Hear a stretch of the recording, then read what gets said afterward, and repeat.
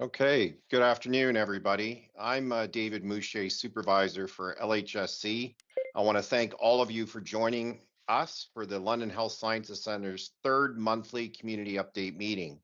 Before we begin, we're going to do a land acknowledgement from our Vice President of Surgery, Cardiac Transplant, Quality, and Health Disciplines, Kathy.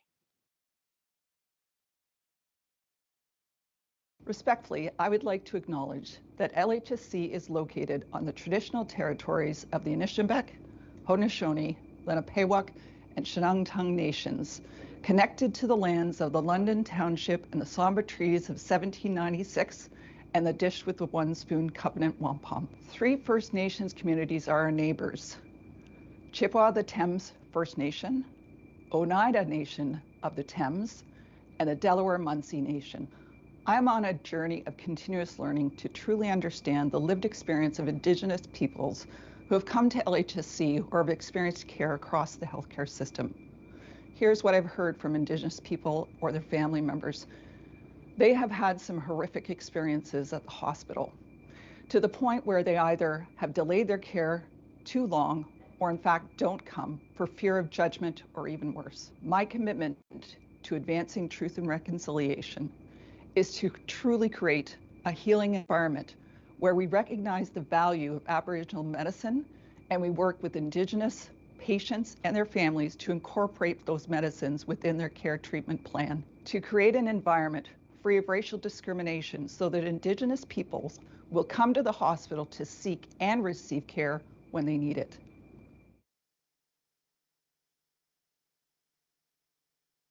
Thank you, Kathy.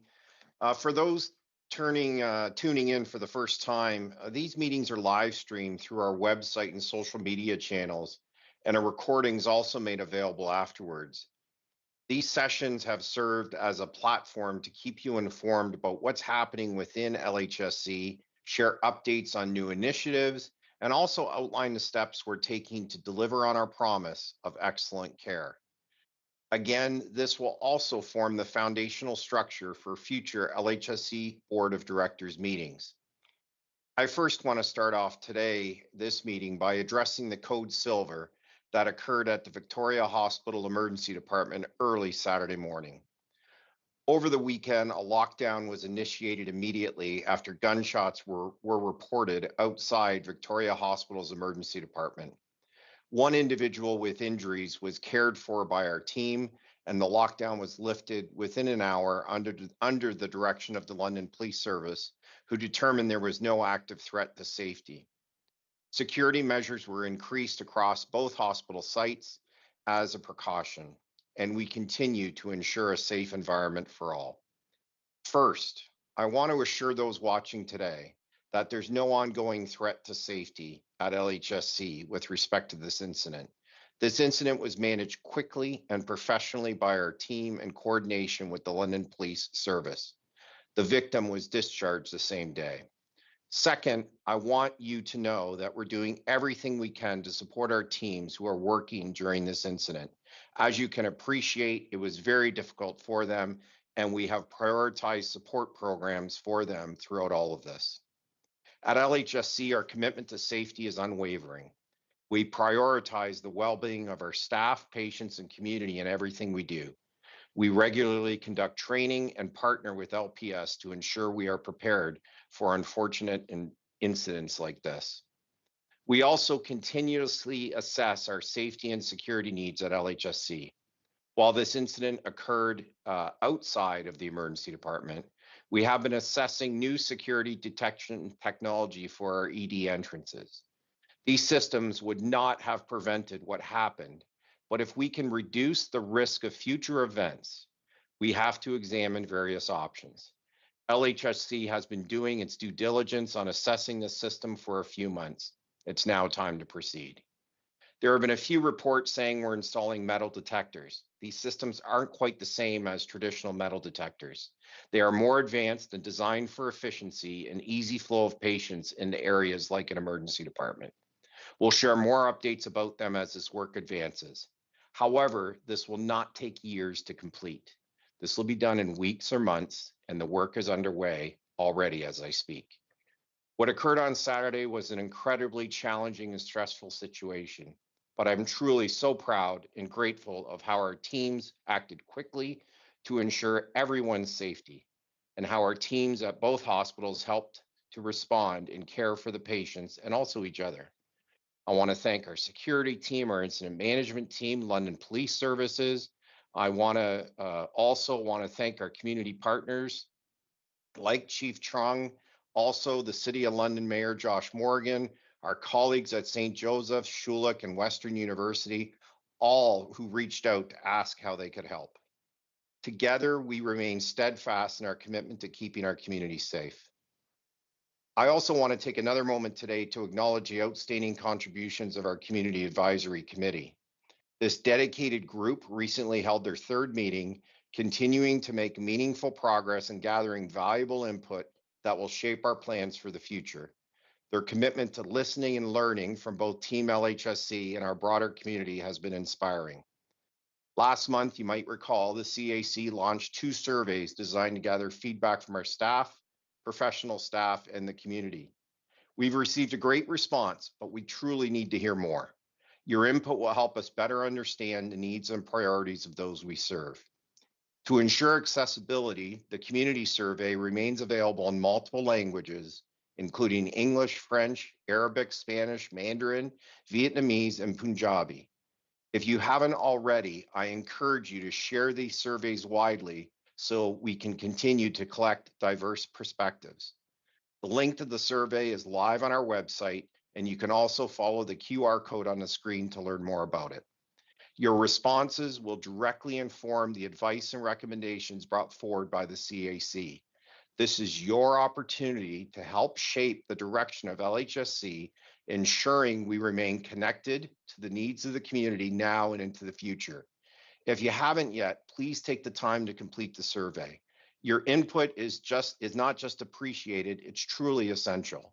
It allows us to ensure that LHSC continues to be a hospital that serves everyone effectively, our patients, their families, and the incredible staff and professional staff who dedicate themselves to providing exceptional care every day.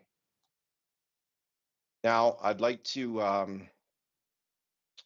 call upon some other information we're going to be talking about today.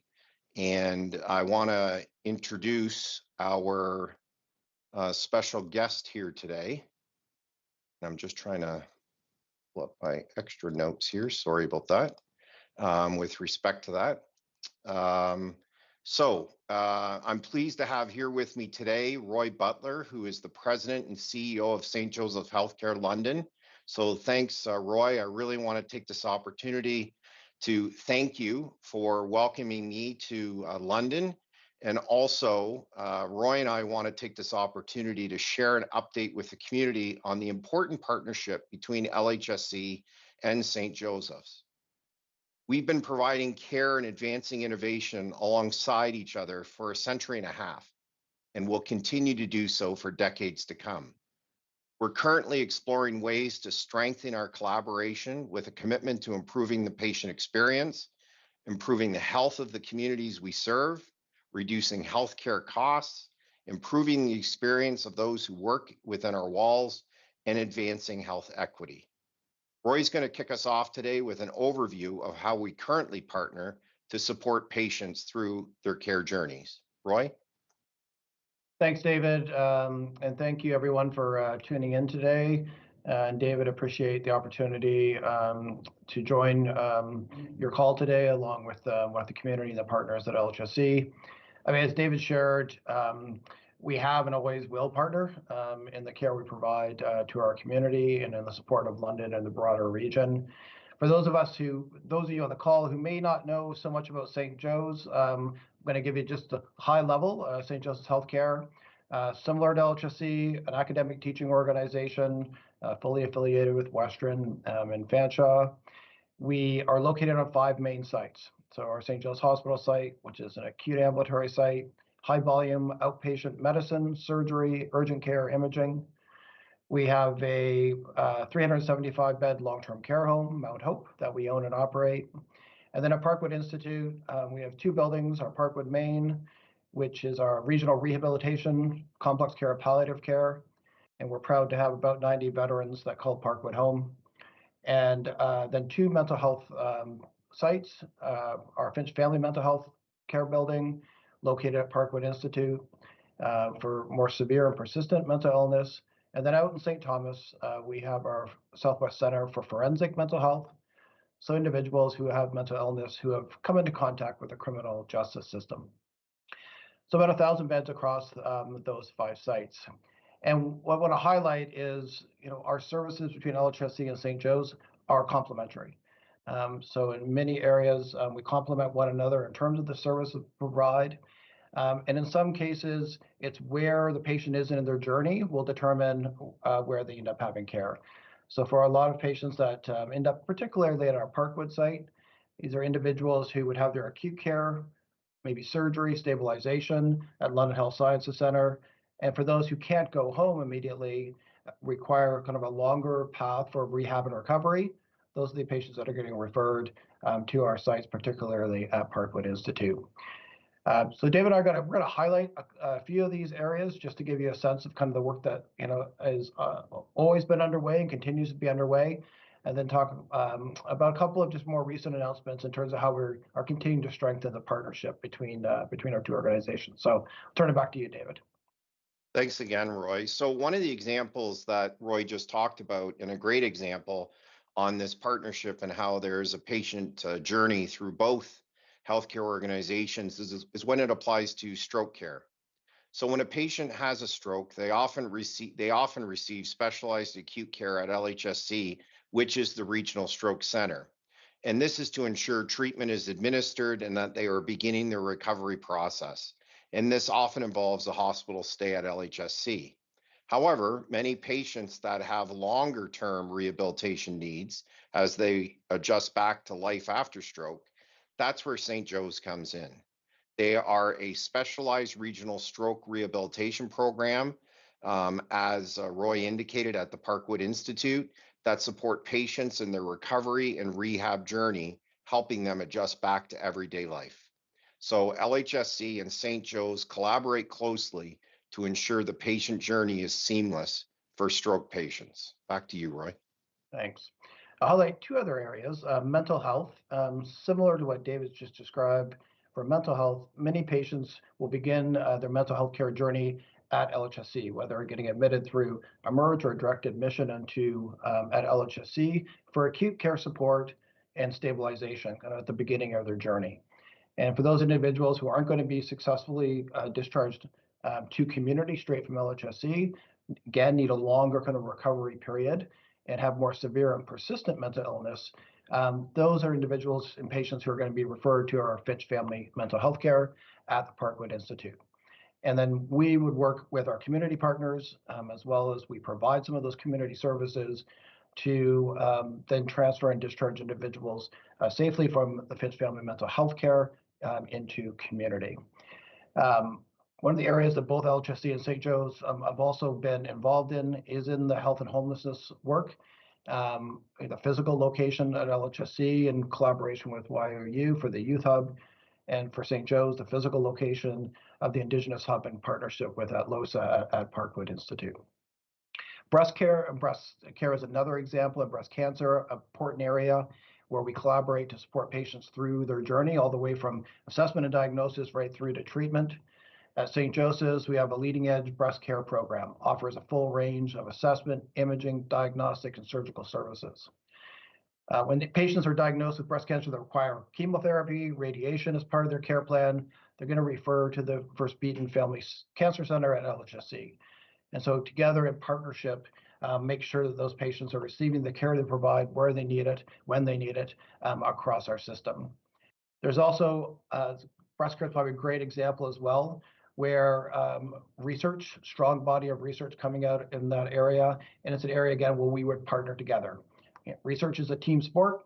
Many partnerships across the city, including breast care, where we would work collaboratively to look at new ways and innovative ways of providing care in the future. So David, I'll turn it back to you. All right, thanks, Roy. Another great example is urgent care and emergency care on how the two organizations partner together. So St. Joe's operates the city's urgent care center, which offers one-stop care for those who have a non-life-threatening injury or illness. For example, it's a place you go when you have earaches, eye problems, broken bones, cuts that maybe need stitches, maybe a fever, nose and throat complaints, and minor abdominal pain. Now, LHSC operates our city emergency departments, which includes the newly expanded Children's Emergency Department. These are places you go to in a medical emergency when the condition is possibly life-threatening, including if you're experiencing things like chest pain, symptoms of a stroke, which we talked about earlier, moderate to severe respiratory distress like shortness of breath, severe abdominal pain, mental health issues, issues related to pregnancy, and any condition requiring a blood transfusion or medical or surgical emergency likely requiring admission. So together, the two organizations ensure our community receives the right level of urgent and emergency care when they need it. Roy? Thanks, David. So those are just a few examples of obviously where we're partnering together at the care level across our organizations in a very complementary way. One of the announcements we made a couple of weeks ago was an integrated leadership role. Dr. Adam Ducalo, who became our integrated vice president of medical and academic affairs. So just want to kind of build up from the ground up that appointment. Across our two organizations, we have about 1,400 what we call credentialed professional staff. So these are physicians, dentists, midwives who are credentialed to work at our organization. Almost the great majority of those have privileges both at St. Joseph's Healthcare London and at London Health Sciences Centre. And many move across organizations in terms of the care they provide, or they may have a primary site where they work or primary location where they work at one of our organizations, but still hold the ability to practice in both of our organizations. Certain departments, Department of Surgery, Department of Psychiatry, Department of Medicine, we have integrated leaders that lead those departments. So integrated chair chiefs and department heads that provide leadership to those credentialed professional staff. And 2 weeks ago, what we announced, based on feedback from those credentialed professional staff and on the principle of strengthening the integration between both of our organizations, we appointed Dr. Adam Ducalo into the integrated vice president of medical and academic affairs. I'll give Adam some kudos just for a second. He's somebody who's emerged physician, previously chief of emergency medicine, held an executive role for a few years at London Health Sciences Centre, and has been the last 18 months the VP of Medical and Academic Affairs at St. Joseph's. And then David and I together made the decision to appoint Adam into this integrated role, again, as another way of strengthening the integration between both of our organizations. David, I'll turn it back to you. Thanks, Roy. And another, for those keeping score at home, Adam Ducalo and I went to the same high school in Amherstburg, Ontario. Go Bulldogs. So good guy there. So thanks, Roy. Another example of this partnership between the two organizations is on our IT front, our information technology services team. So this is an integrated team between LHSC and St. Joseph's that supports the technology that makes great healthcare possible, not only for LHSC and St. Joe's, but also with 9 other healthcare organizations in our surrounding region. The team plays a critically important role, first by ensuring we have electronic systems and networks we need to provide care, and then to share information in a secure and confidential way. One of the big projects that lead our region is called OneChart. We discussed this at our last community update meeting. OneChart is the name LHSC, St. Joe's, and our partners have given our electronic health record. The electronic health record is a record that holds all of your health information, including information on past appointments to our hospital, diagnostic tests, treatment plans, prescriptions, and more. We're working through OneChart to integrate one single secure record across the region and to enhance it to provide new services to which you and all patients we serve will have access to. One of them is going to be called My Care Portal. That's going to go live in 2025. And it's going to allow patients to interact remotely with their healthcare information and their care teams within the hospital. Critically important, all of this work is supporting cybersecurity. Hospitals, unfortunately, are often targeted by cyber criminals, as what happened to my team in Windsor and Erie St. Clair. And we ensure we're keeping your information secure as a top priority for us and our partners. We're stronger and more secure as a region, and this team helps us keep us all safe. I'll now pass it off to Roy for a final word before we move on to the presentations.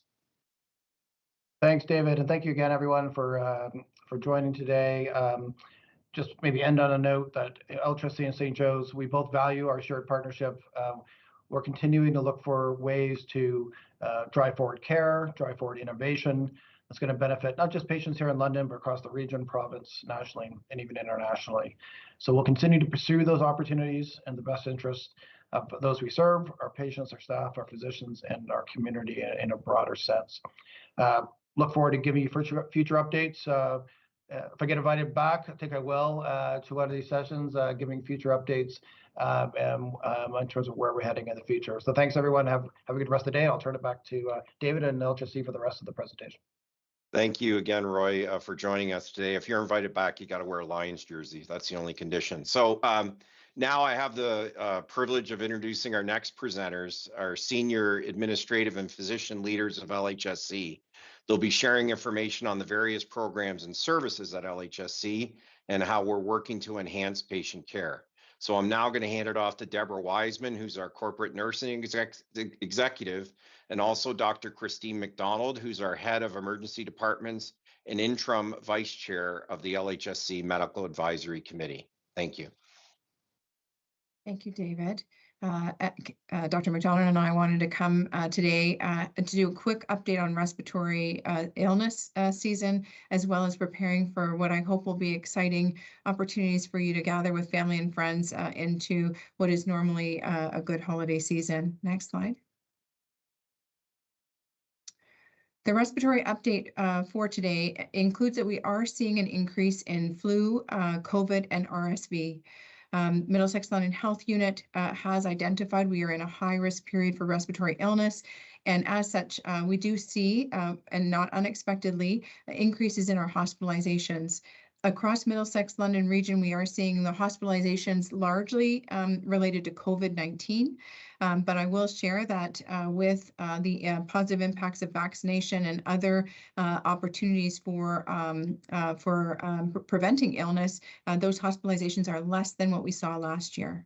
Additionally, we are seeing an earlier increase in admissions for RSV.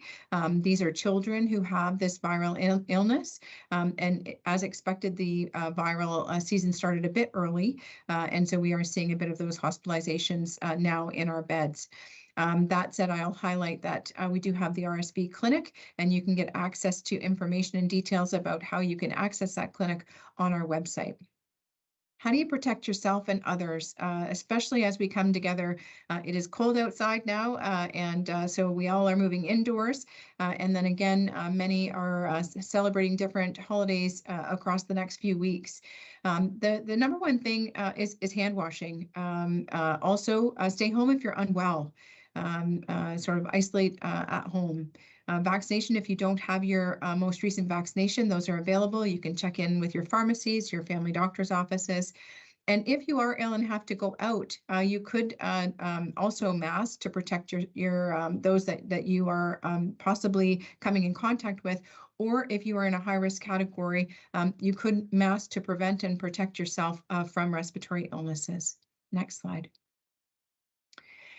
Before I go to this slide, I'll just share for myself, you know, I'm in an age category and a health category that is not at risk, but I do have family members, my parents, for example, that are elderly, my in-laws that are elderly. I have close family and friends that are in high-risk categories because they have illnesses such as cancer and other immunocompromised illnesses. And so I do take it seriously and try to really protect them as I navigate. I make assessments for my health before I decide if we can get together, and certainly hand wash and do all the things that I can to protect those that I love around me. Moving to outbreaks, I wanted to advise that probably about 82 outbreaks across London region right now in the London Middlesex area.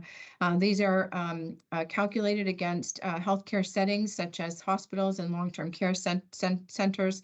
And right now, LHSC has one outbreak in one of our adult units.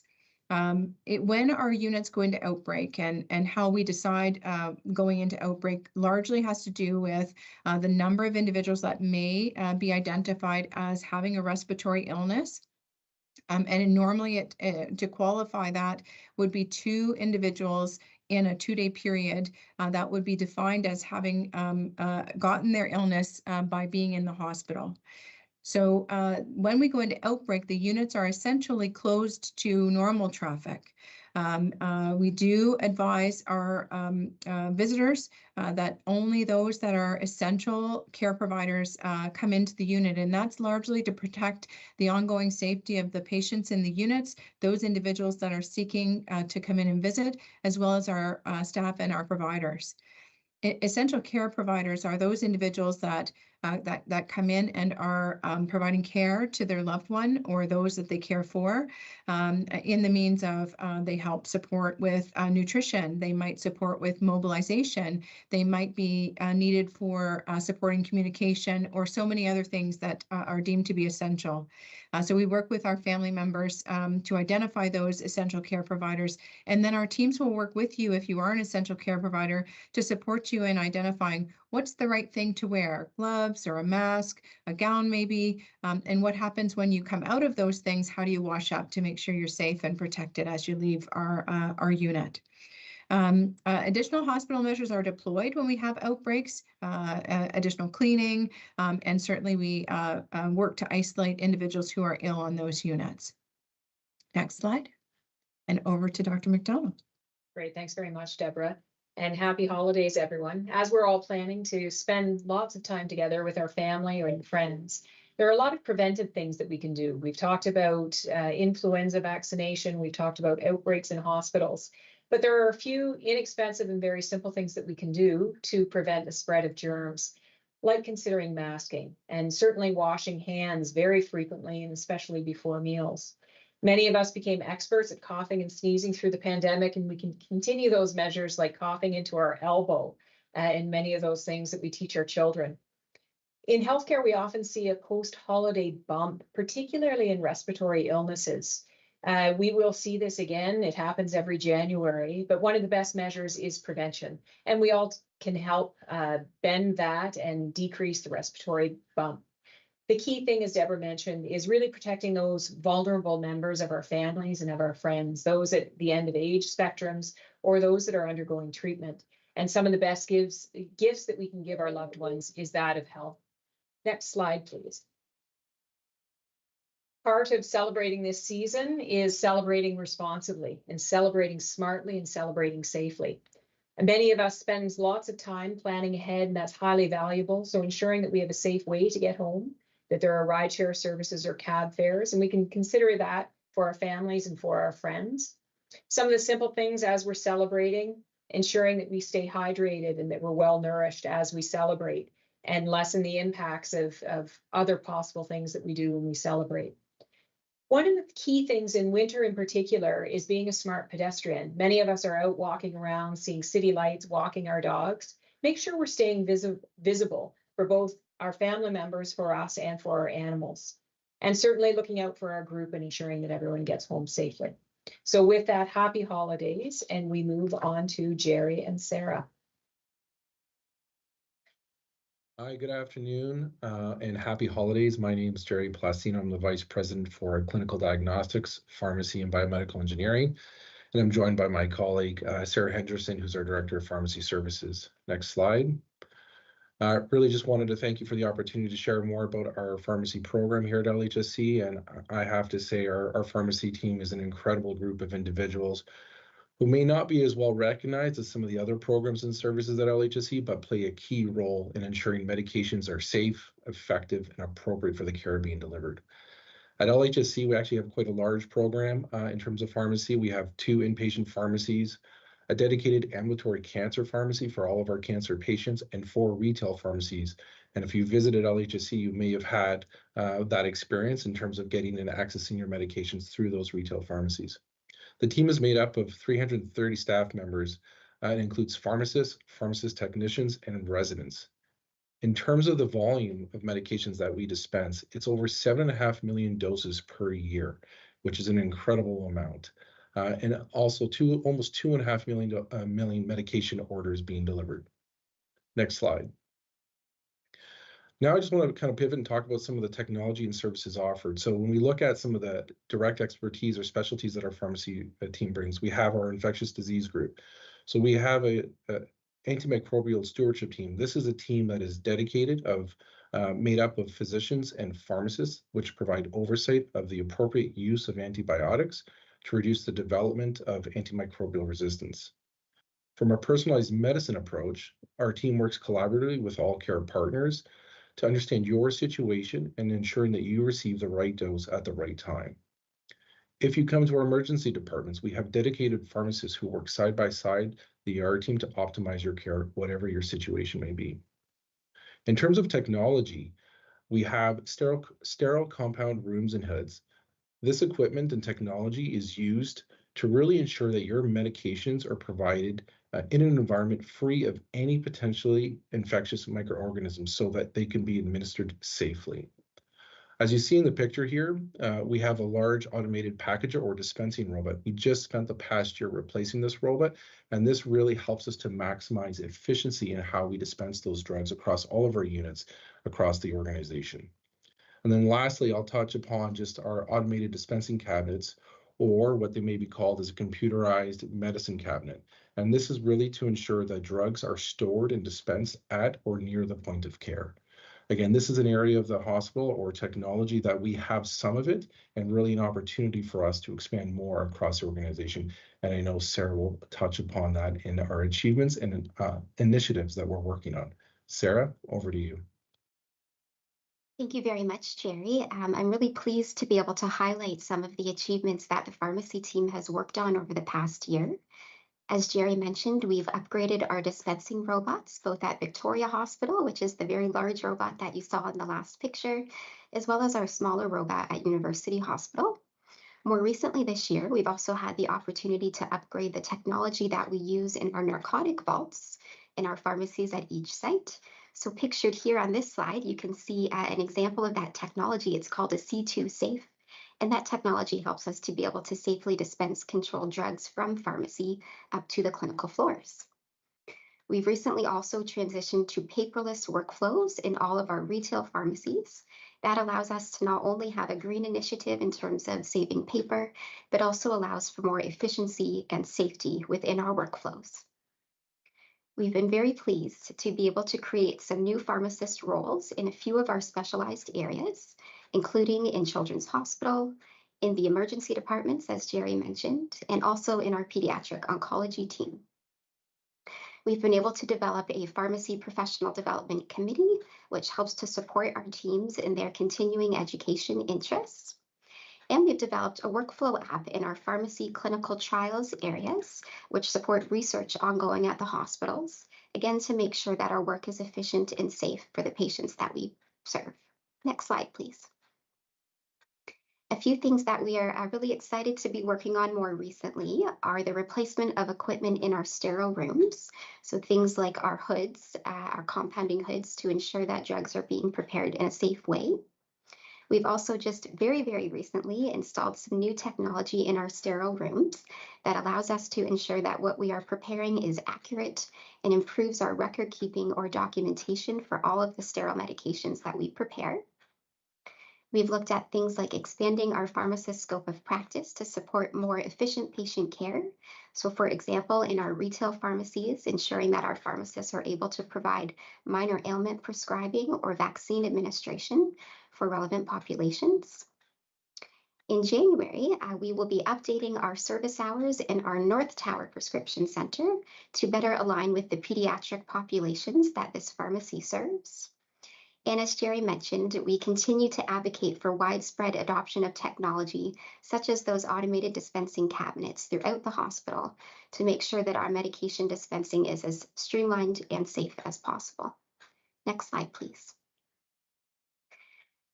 Really, what we want to be able to highlight is what we call the heart of pharmacy services, which is our team. So anytime that we have the opportunity to highlight and recognize all of our teams, our over 300 team members, as Jerry mentioned, we're really happy to be able to do so. So we thank our teams for ensuring the highest quality of pharmaceutical care can be provided each day. I will now hand over to my colleagues Tammy Quigley and Dr. Michael Ott. Thank you. Thanks so much, Sarah and Jerry. It's a pleasure to be here again. Hello, everyone. My name is Tammy Quigley. I'm the Vice President for the programs of cancer, renal, mental health, and patient flow. And I'm joined here today by my esteemed physician partner, Dr. Michael Ott. Dr. Ott is the department head for oncology here at LHSC. And we'll go to the next slide. Of all of you that have joined us today, there's likely not a person here that hasn't been touched by cancer. And in fact, you or a loved one may have, in fact, received care from our team here at the Verspeeten Family Cancer Center. And what I want to share with you today is that right here on the corner of Commissioners and Wellington, you have a world-class cancer facility. We serve a large geography across the Southwest. In fact, we are the 5th largest cancer program in Ontario.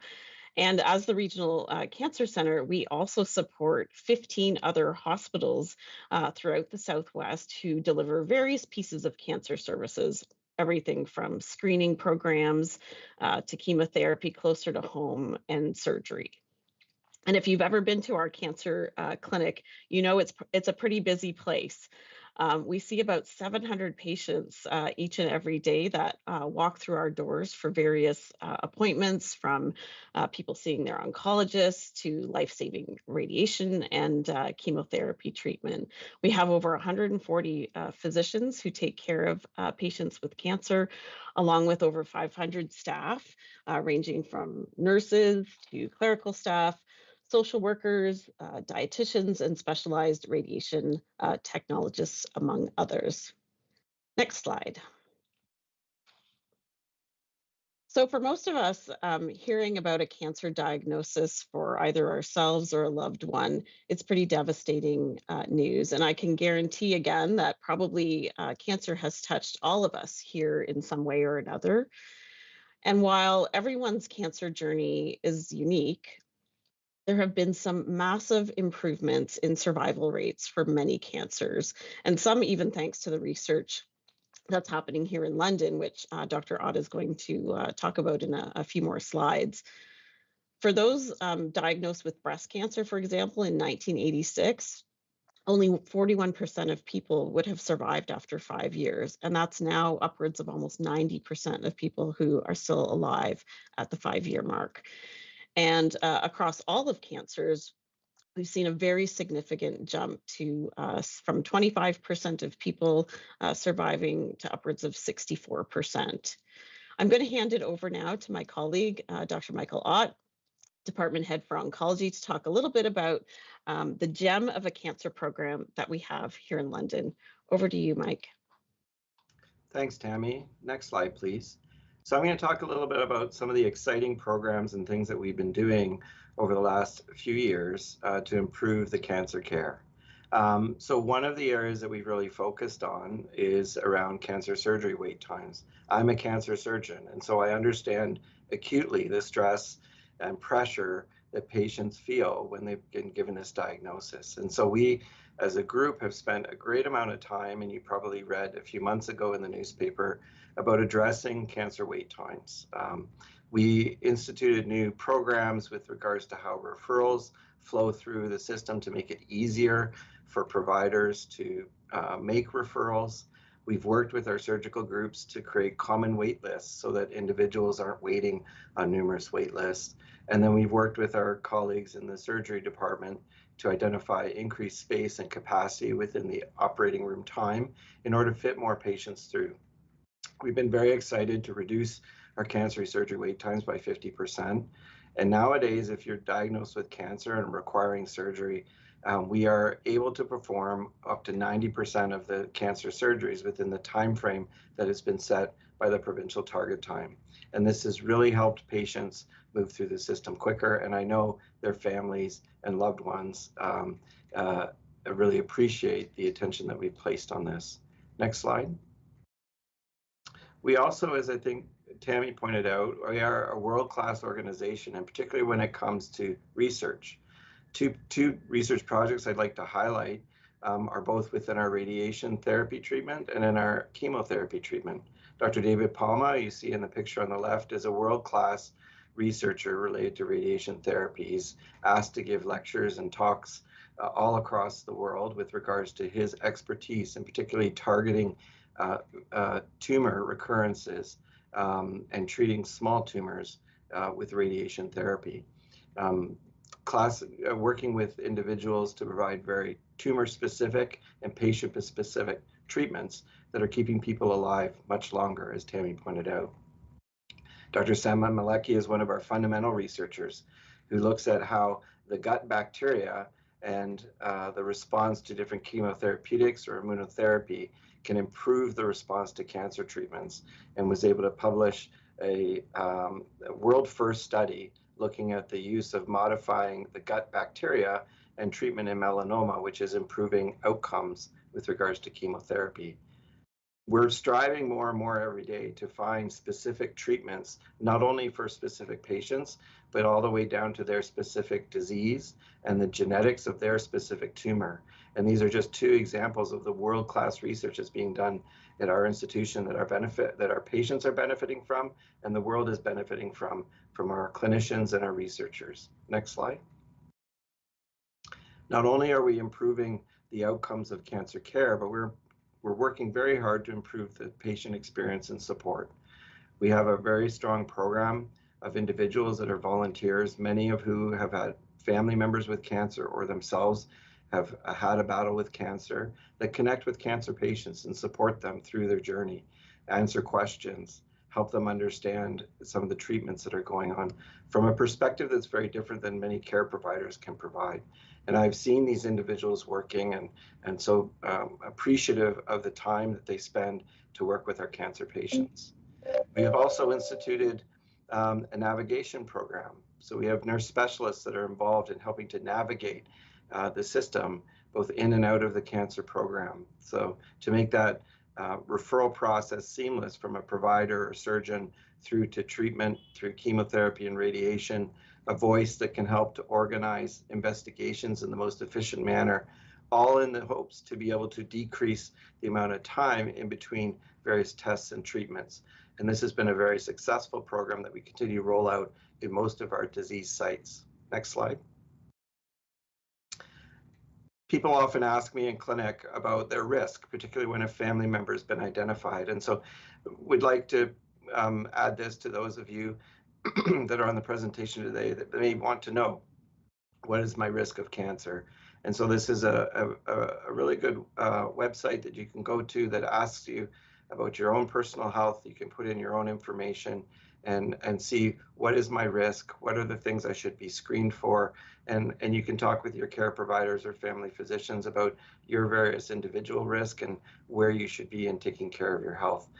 We obviously are striving to provide the best cancer care we can, but if we can avoid people developing cancer through screening programs, that's the best way to solve this problem. Next slide.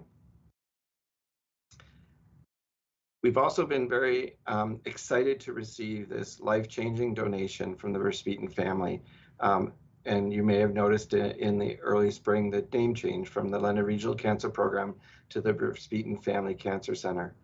Archie and Irene Verspeeten donated $20 million, which is the largest single donation to the cancer program ever, that is going to benefit cancer patients and patients in the Southwest region in multiple different ways.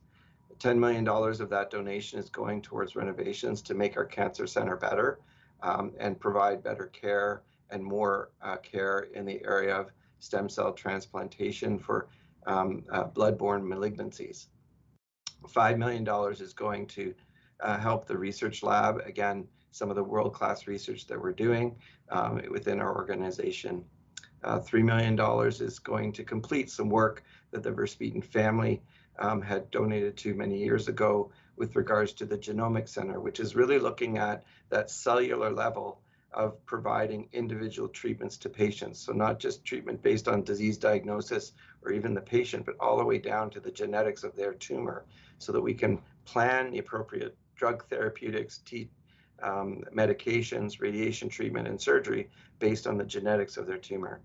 And $2 million to train new doctors in cancer treatment. We call these fellowships for training after they've completed medical school or residency training. And these are individuals that are going to populate cancer centers throughout Canada and the world with expertise that they learn at our center.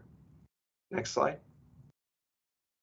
So we're expanding for the future. And I think, as was pointed out by my colleague, cancer touches many families and many individuals in Ontario. The good news is that we're continuing to find new ways to treat cancer, to cure cancer, and to keep people alive with a very good quality of care as long as we can.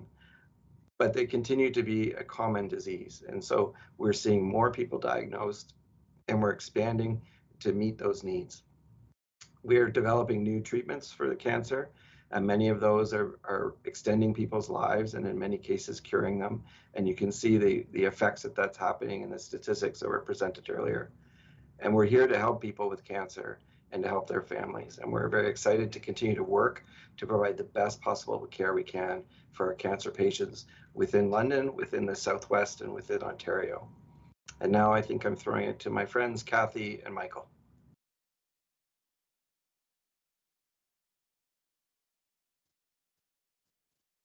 Good afternoon, everyone. I'm Kathy Vandersloos, one of the clinical vice presidents at London Health Sciences Centre. Thank you for joining us this afternoon. I'm pleased to highlight the cardiac surgery program at LHSC, which is located at University Hospital. And I have to say that every time that I engage with our cardiac surgery program team members, I'm in awe about what it is that I learn, and delighted by the skill and the brilliance of this care team. So without further ado, I'd like to turn it over to Dr. Michael Chu, who is the head of our cardiac surgery program. Michael? Thanks, Kathy. Can you hear me okay? Great, wonderful. Well, good afternoon, everyone. It's a real honor and pleasure to be here with you and to share a little bit about our cardiac surgery program. Next slide, please. I wish all of you happy holidays, and I hope that you're all ready for the holidays, because I'm one of those guys scrambling at the malls. So please come rescue me if you see me out there.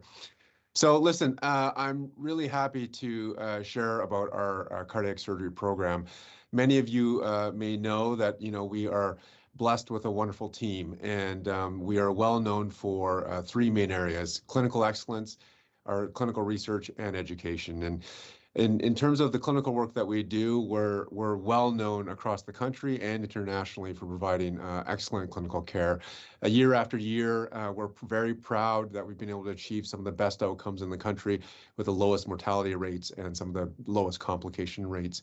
We're well known nationally and internationally for many groundbreaking initiatives, contributions, and innovations, and that we're also leaders in many important impactful clinical trials. And clinical trials is research that helps us to improve the care that we deliver. We always want to know that the care that we deliver 10 years from now is going to be even better than the care that we do now. And it's really through clinical research. And we have been national leaders and also leading initiatives in many important American trials as well.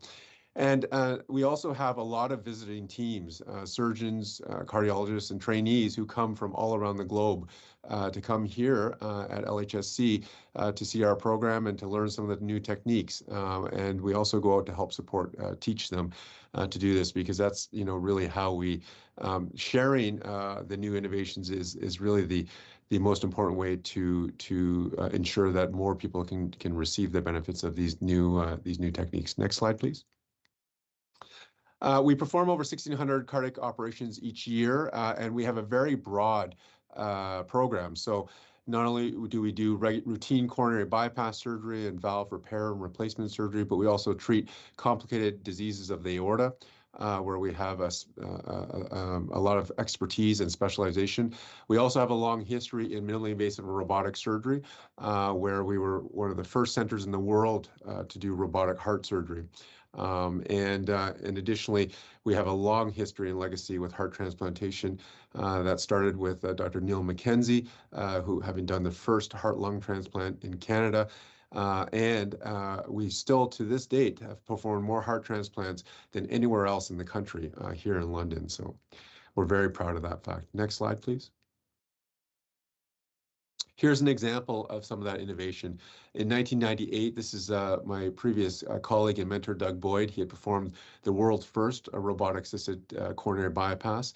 We expanded quite rapidly to the field of minimally invasive, where we performed Canada's first minimally invasive mitral valve repair in 2000. And we've had a whole litany of innovations in many different areas. Most recently in 2020, we had the world's first hybrid transcatheter aortic valve repair and mitral valve repair. We have another world first that's coming up. I won't spoil it yet, but it'll be probably announced in the next month or two. And there's lots of really exciting new innovative operations that are really benefiting the patients here and in our region. And so we're very proud of this, world-class care that we can provide. Other areas that we've been leaders in is transcatheter valve interventions, meaning that instead of opening you up through the chest, we're able to put in new heart valves through small punctures in the groin. And we do this collaboratively with our cardiology colleagues. We do all sorts of hybrid operations where we take the best parts of two different procedures and put them together. And we're very fortunate that we've been supported from the hospital and from our local donors to have the facilities to be able to perform these high-end procedures and operations. We do all sorts of minimally invasive and endoscopic valve repairs where we have patients who come from all across the country specifically for this. And then in patients whose hearts just are not functioning well enough, we also have a lot of expertise in putting in what we call ventricular assist devices, which are machines or pumps that go inside your heart to help to supplement or take over the function for your heart when your own heart can't do it itself. Next slide, please. This is a simple sort of example. These are both patients who have had two valves inside their hearts repaired and rebuilt. And you can see on the left-hand side here, the small little port incision. It's about a 2 to 3 centimeter port just on the right side of the chest. And you can compare that to the traditional sternotomy incision. And this is just a small example. I think you can appreciate with your eyes how much less invasive the endoscopic approach is. And this is something that not only we developed, but we have popularized, and we have the largest experience in the country. So we're very, very proud of this very robust program. Next slide, please. When it comes down to it, the most important thing is really the patient experience and what we can provide for our patients. You can play the video. You can turn the audio down if you like. This is an example of a young woman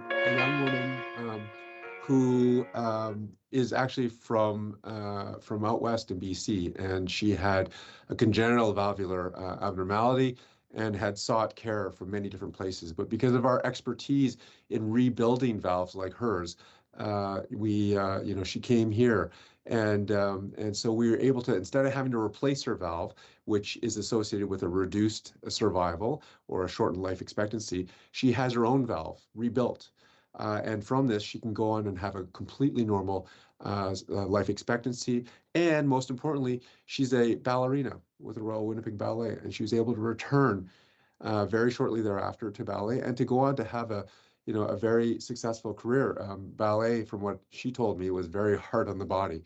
And so having her own valve really is able to restore her quality of life, which is the most important thing for a young person like her vitality and her survival. So that's, we're very happy that we're able to provide care like this for our patients. Next slide.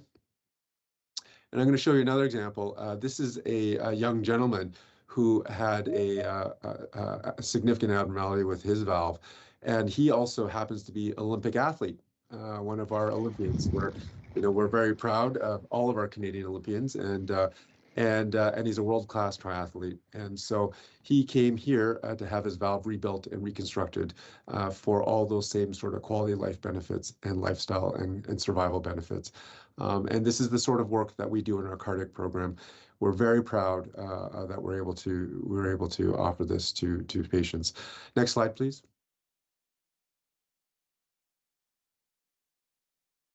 And ultimately, the care that we deliver is the success of our team. This is just a small number. This is mostly of our trainees, our fellows, some of our consultants, and my youngest son there. And this was an event that in the middle, you can see Dr. Mary Lee Myers, who's one of our most experienced consultants. She also has a leading role at the Stratford Festival, and we had a wonderful event there. But this is just a picture of a small number of our team, and the team is really what is the magic behind the care that we deliver. We are very blessed with some of the most talented and caring people that are able to deliver the care that we give every day for our patients, and so we're very proud of them, and we're very fortunate to continue to retain some of the best people in Canada here in London. So that's our cardiac program. If you ever have any questions, don't hesitate to reach out, and we are here for all of you, and you can be reassured that not only will you get good care, but you're going to get world-class care, and we're going to provide it with a smile. So I hope all of you have a happy holidays, and we look forward to seeing all of you in the new year. Thanks, Kathy. Thanks so much, Michael. And I think we turn it back over to you, David. Thank you, Kathy and Dr. Chu, for the presentation. And I was honored to be asked to attend the most recent cardiovascular seminar here held in London. And I was honored just to be asked, but also I was very happy because I figured if there was going to be one place, if I had any type of cardiac event, that would be the place to have it, because I was surrounded with such amazing professionals. And as indicated in that presentation, London is the home to many firsts for cardiac care internationally. And as a little highlight, there's more coming. So some amazing work and very talented individuals in the cardiovascular program at LHSC. So in our last meeting, we shared a web form for you to submit questions, and we're doing the same today. So you can you can find the link in the description on the YouTube and on the community update meetings page of our website. And we also have a QR code up on the screen for you to scan. If you it'll take you to a form to submit the questions. But just as a reminder, we're not able to address specific patient cases in this session or in this meeting. However, our patient relations team is always here to address any comments or concerns, and they can be reached by email at patientrelations with an S, all one word, at lhsc.on.ca,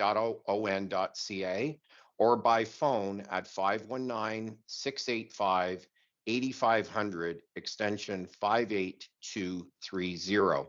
So before we close today, I just want to answer some questions we did receive after the last session. So we received a question about what steps are being taken to train all staff on fetal alcohol spectrum disorder, or what's called FASD, and how it impacts children, youth, adults, and families. So at LHSC, our mental health educators are currently developing a training module specifically for staff working in the Child and Adolescent Mental Health Program, CAMH, with the goal of completing it early in the new year. This training will focus on improving staff knowledge of FASD, its impacts, and ensuring they are equipped to provide informed, compassionate care. In addition, we are exploring opportunities to incorporate FASD education into our orientation programs to ensure new staff are aware of this important topic from the outset. Once these resources are finalized, we'll be sharing it across units in Children's Hospital, broadening our reach and ensuring that staff across the hospital have access to this valuable training. A second and final question we received relates to costs associated with the leadership transitions at LHSC. Now, I believe this relates to our restructuring that was announced in September. I can't speak to specific individual personnel matters, but I can share with you that the departures at that leadership are managed in alignment with employment contracts and also the provisions of the Employment Standards Act, which considers factors such as an individual's length of service at LHSC. So respecting the privacy of individuals, we do not disclose specific details related to these transitions. However, while there are some costs associated with severance, it's important to remember that these positions were not being replaced. And so they're leaving the organization, and it will result in longer term cost savings to the organization, as we indicated when the changes took place. So I really want to thank everyone for submitting your questions. I look forward to answering more at the next meeting. I thank everyone who tuned in. I hope you find these meetings very valuable. And in closing, I would like to encourage you again to fill out our community survey. This is your chance to provide feedback. The link is on our website. And I truly wish everyone a happy holiday season. To our media partners, please join us now for the media scrum, and we look forward to addressing any questions the media might have. So I hope everyone has a great day and see you in January 2025. Happy New Year. Take care.